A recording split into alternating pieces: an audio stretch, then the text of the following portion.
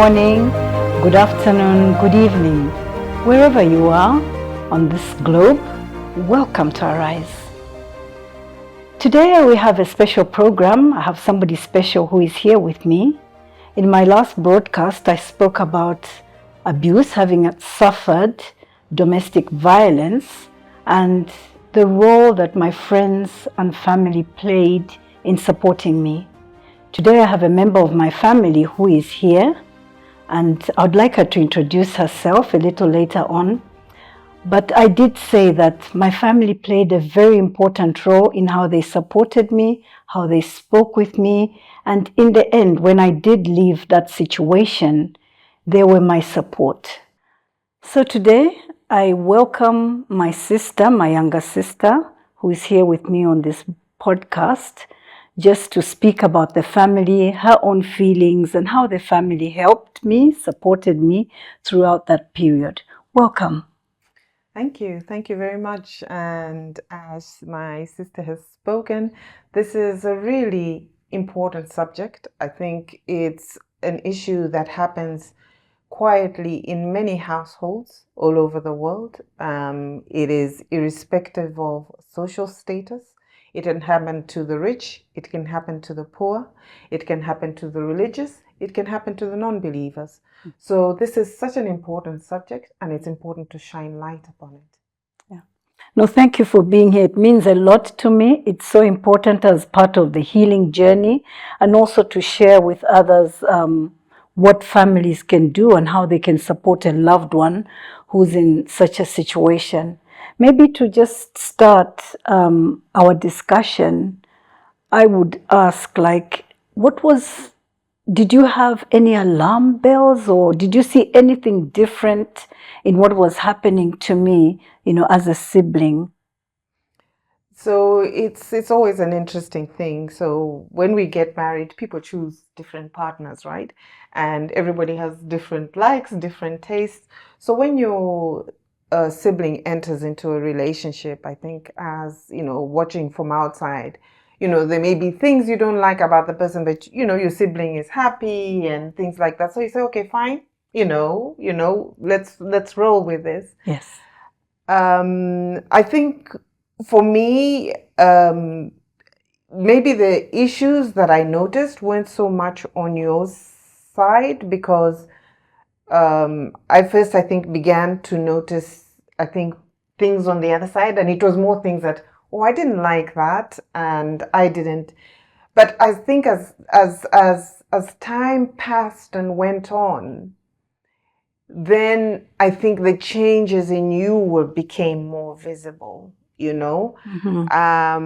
And was it immediately a connection with the two? Maybe not immediately, but then maybe when family members started to speak, then you start saying, okay, maybe there is a connection between yours. So what were your changes, to speak about them specifically? So the changes I think that I noticed in you is, I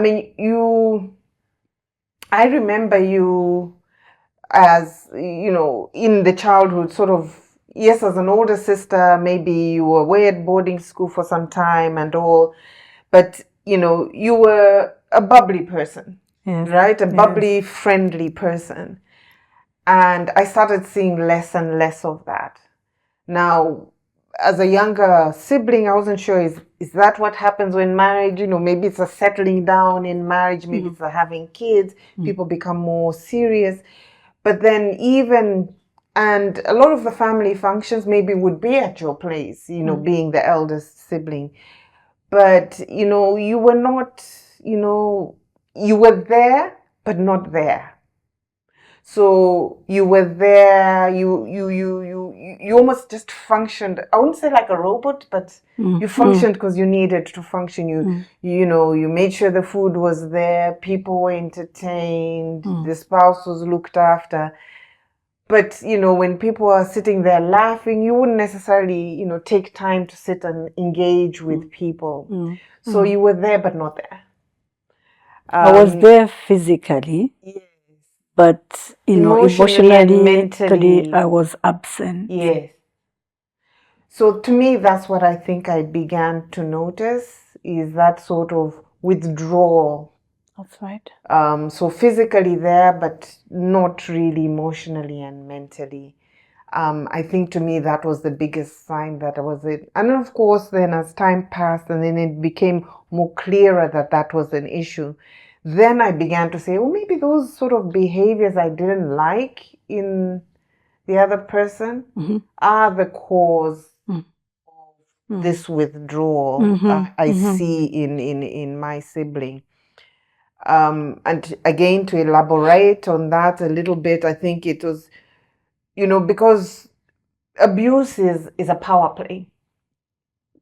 It is about the conqueror and the vanquished, right? It's a power play, whether emotional or physical, right? That's what it is. It is one has to be more powerful than the other. Absolutely. And I think inadvertently the abused begins to take on that role, and maybe that's the absence I say, you right? So you withdraw because the other has to be more powerful, right? So to me, I think,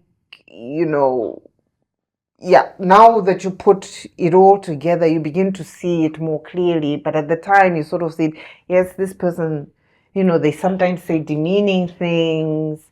They sometimes, or they talk a lot about themselves rather than the unit, the couple or things like that. And my sibling is there, but not quite, And now I see that that's what it was. It was that power play. It was about the conqueror and the vanquished. And you taking on the role of the vanquished. Yeah. I think that's such a powerful, analogy of what was happening, because I began to lose myself. I would say I lost myself. And our other sister always says to me, those were the lost years. Because sometimes you bring up something like, oh, do you remember we did this? And I can't remember. And I think, you sort of lose your mind.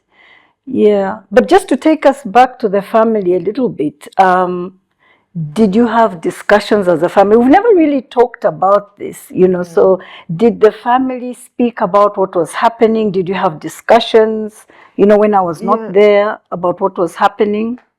It's always, it's difficult because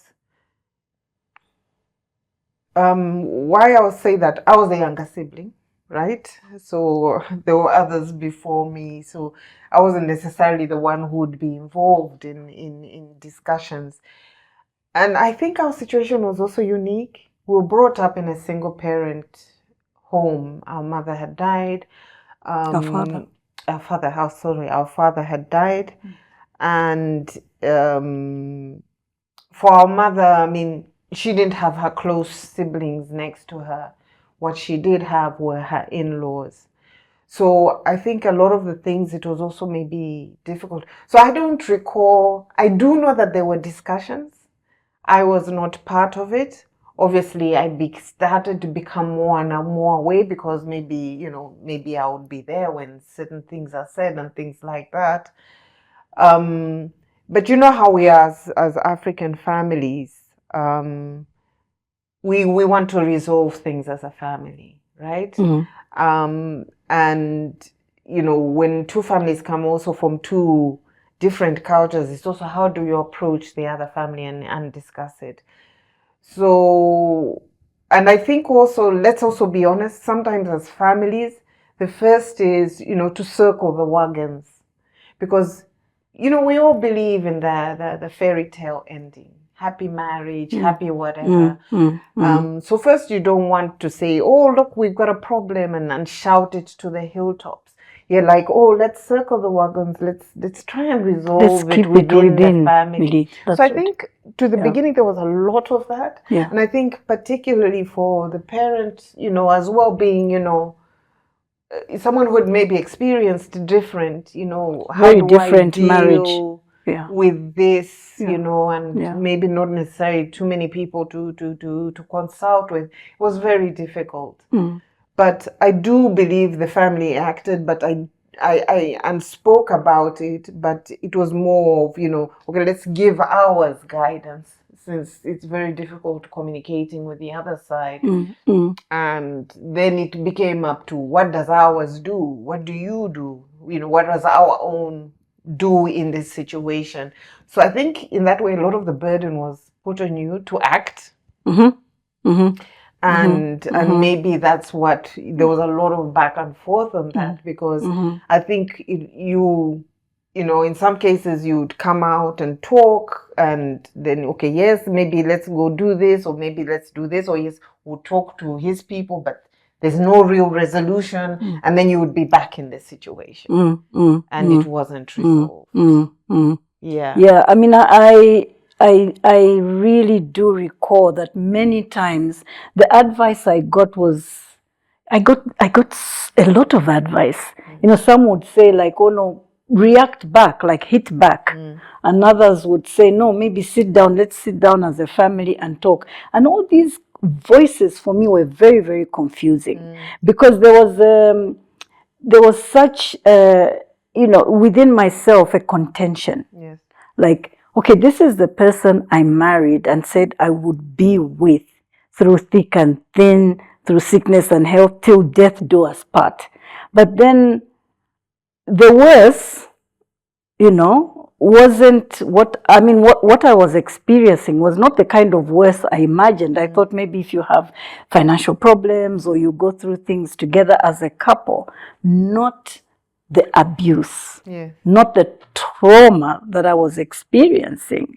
So there was such a contention even within myself, and not really understanding where am I at.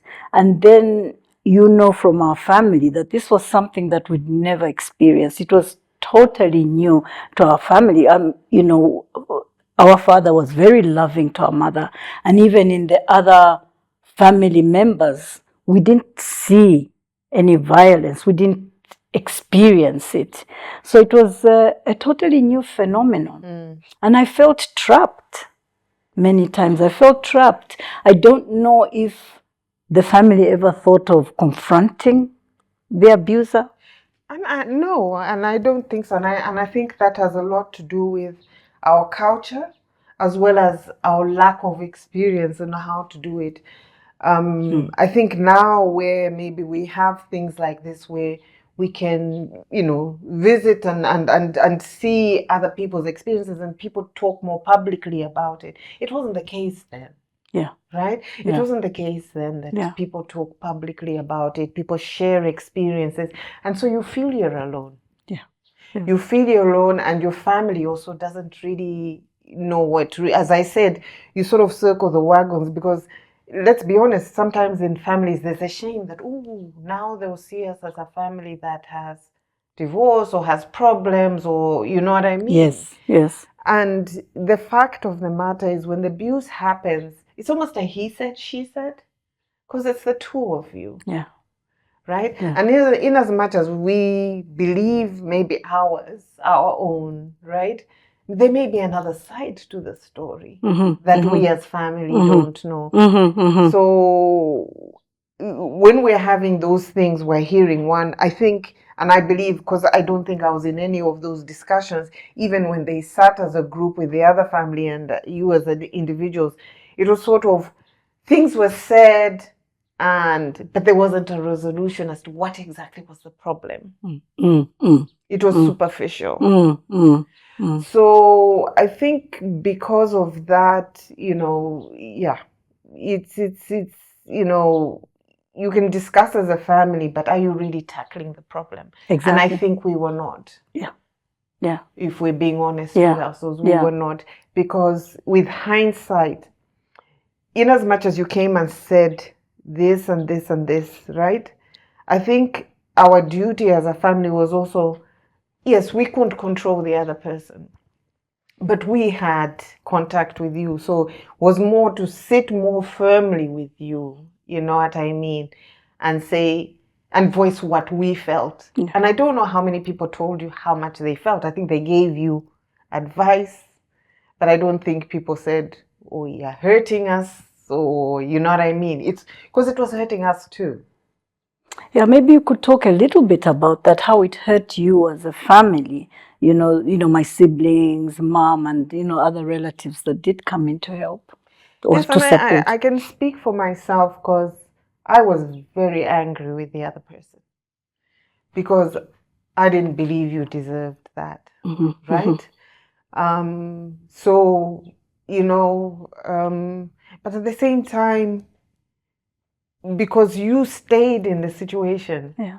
it became very hard for me, I do recall one time, and I think it was at a place, I think you were in Rome at the time, where there was some fractures, and I can't remember why I was there. Maybe I was staying overnight or something. I remember coming out of the room and going to him and saying, "Stop that," right?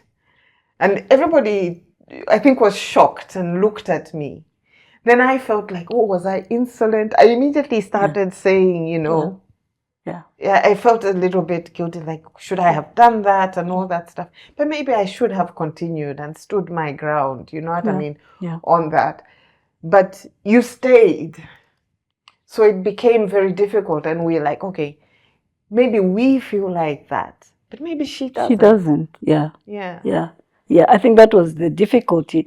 I think very recently when, we were discussing as a family, our two brothers sort of revealed that one time they were so angry that they got up and they said, we're going to deal with this person.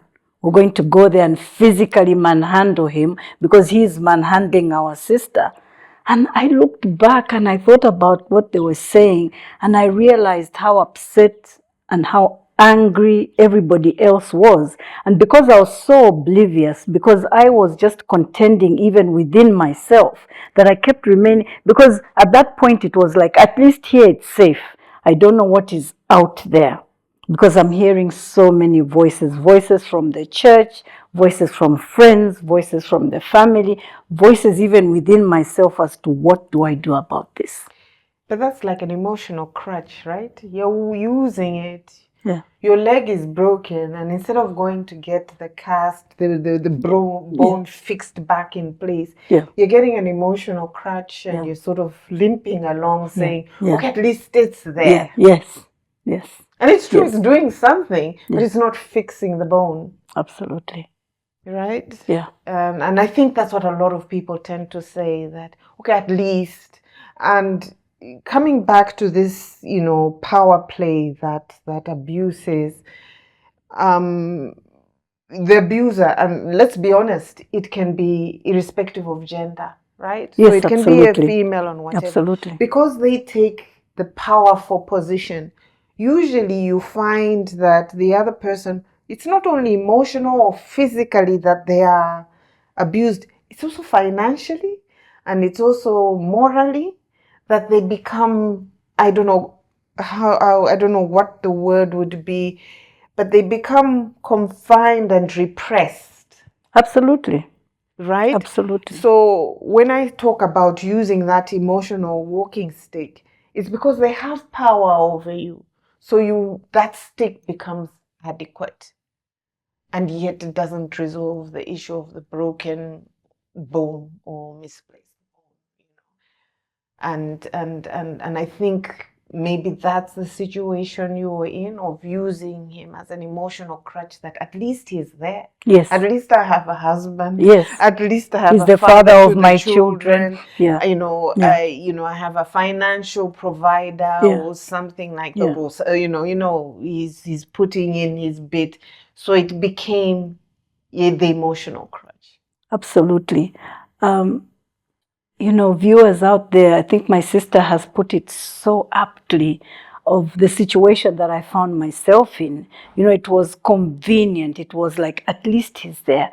At least he's the father of the children. At least all my children come from one father. All those things that I tried to rationalize, So it wasn't easy. But maybe just to ask, when I finally did leave, how did the family feel? I think it's a mixture of emotions. I think there's a bit of fear. Would you go back? Is this really?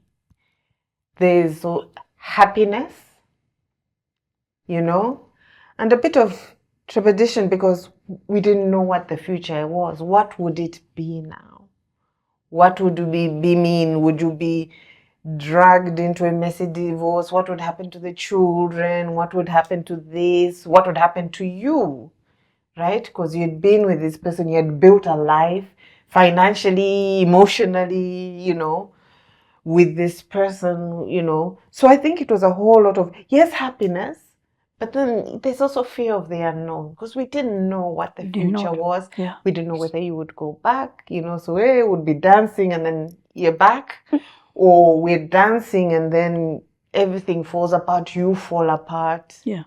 And what did it mean for us? Yeah.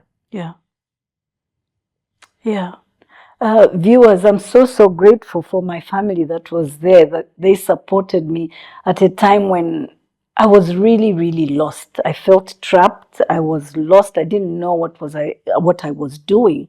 As my sister says, those were the lost years. I felt that when I look back, those were years, productive years that I lost.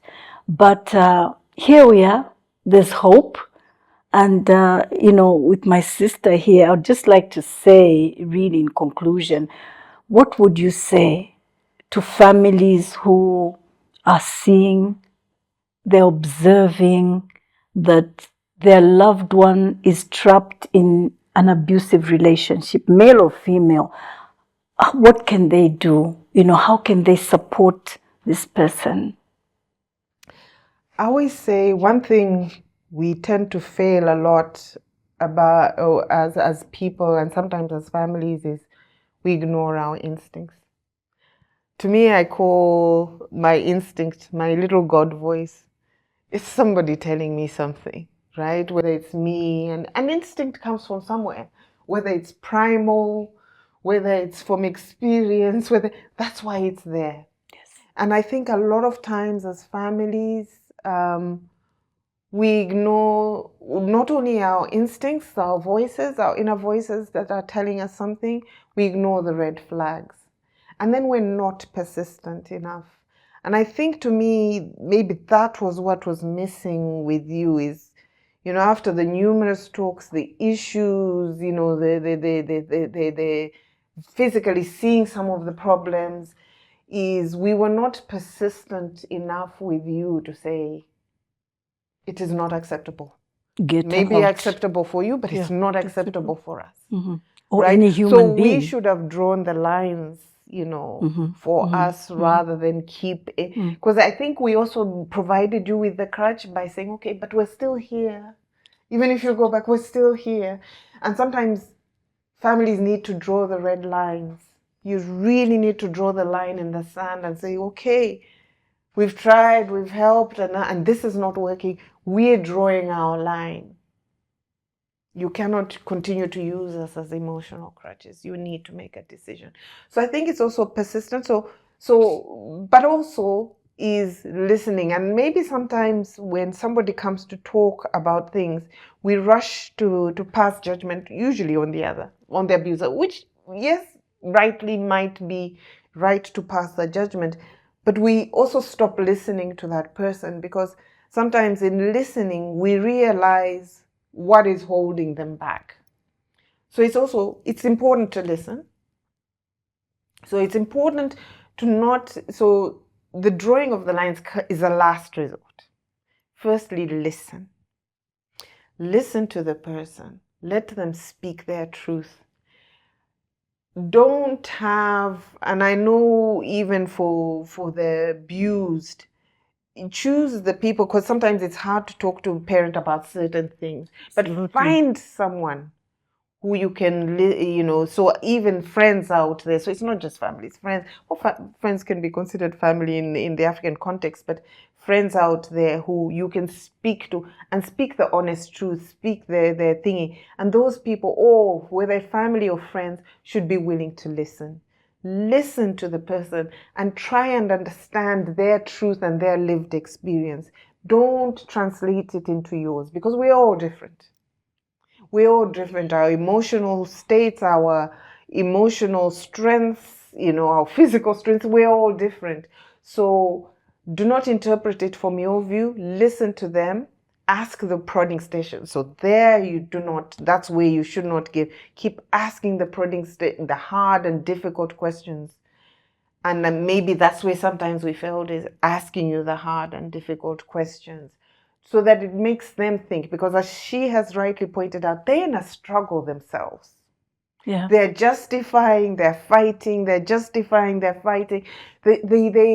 struggling within themselves. So it's our role to try and bring out clarity in that struggle. Which is the right side? Which is the winning side for you? Okay, maybe there's no right side, but which is the better side for you? And you can do that by listening and prodding and prodding and prodding. And when it continues and there's no, again, perfect time, the family has to draw the lines and say, okay, we've tried, we've given you advice, whatever. And you need to, again, trust your instincts. If the person is in mortal danger, the sooner you draw that red line, the better. You have to take them out of the situation. If it is a back and forth, but we must also consider that emotional damage can be very important. Absolutely. So you can't let it go on for too long either. Absolutely. So yeah, it's going to be, when do you draw the red line? And it will differ for different families and different individuals. So listen first, provide that person with avenues to go and speak, prod them, push back, ask them the hard questions, and then draw the red lines. To me, in hindsight, I think that's what we should have done. Yeah. But I'm talking from my point of view. Yeah. No, thank you very much for that, because in the first broadcast, I did speak about a very good friend who was also a crutch for me. I would go and speak with her and she would give me, do this, do that, do this. But I never implemented anything. I went right back into the situation. And then the next time something happened, I went back and then spoke with her again. But the day she said to me, enough, I don't want to hear about this anymore. You do something about it, or you stay in that situation and keep absolutely quiet. I don't want to hear your stories. Was the day when I came to a standstill and I realized that I don't think I have support anymore for what is happening. And I think that's what we should have done as a family, is much draw a earlier. line. And I think she did the right thing. Yeah, she did. That I cannot continue Yeah. to be your crutch. Yeah. But maybe as families we find it harder because we want to be there for Yes. but we have to learn as well to draw lines. Yeah. And say, okay, either we're taking you out. And I've heard of families, where the spouse has been beaten, and after many, many beatings, the family finally takes her to the police to report, and that's a family drawing a line, I suppose, saying we're tired of this, but the follow-up is also important, because as we know, just the leaving and the moral support is not the end. Absolutely. It's just the beginning of a long and difficult journey. Absolutely. And that's where I think family is so important again. Oh, absolutely. I want to say, my family supported me when I left. They walked with me, they spoke with me, they surrounded me and just really carried me through a very, very difficult and dark time. And I want to say, to you, my sister, thank you so much. Thank you for what you did, the words that you spoke. You may not know what you said at that time, but each word that was spoken to me, each action of kindness. There were times when, somebody would just drop in and say, oh, I'm checking on you. And it meant so much to me that there were people who cared. They were still looking out for me, because of course, when you leave, you do receive very adverse reaction as well, like I did, like from the church, from some friends, even from some family members. But for those that walked with me, I want to say thank you to them. And I want to encourage anybody that is watching out there. If you know a family member that is going through abuse, that is suffering, that is having some kind of trauma, what I would say today is that, just look out for that person who is in that very confused and traumatic situation. Help them, support them in any way that you can. Even a kind word means a lot. So today, thank you very much. Before you end, to you, my sister Ila, do you have anything that you would say? And I think, as I started, this is such an important topic. We need to speak more about it. We need to be open, because as I earlier alluded to, it's not just the physical harm that can be lasting, it's the mental, it's the emotional harm that can be everlasting. And we may not know that, but sometimes we pass it on to our children. So we need to stop it. We should not make abuse generational. We should make love generational. That's what we should share, is the love of being a family should become generational. Mm-hmm. And we should stop the abuse. And the only way we can do is by speaking up about it, sharing experiences, and then acting on it. Thank you so much. Thank you too. Thank you for being here, and just thank you for holding my hand through a very dark period of my life. And today we can smile, we can share stories with others, because we know that sharing is caring. Sharing also gives hope to others who are passing through the same, and they know that they can know rather that there is a light at the end of the tunnel. Thank you very much for walking with us today. It wasn't an easy topic to talk about and share with my sister, but I'm grateful for each one of you who is out there. Thank you.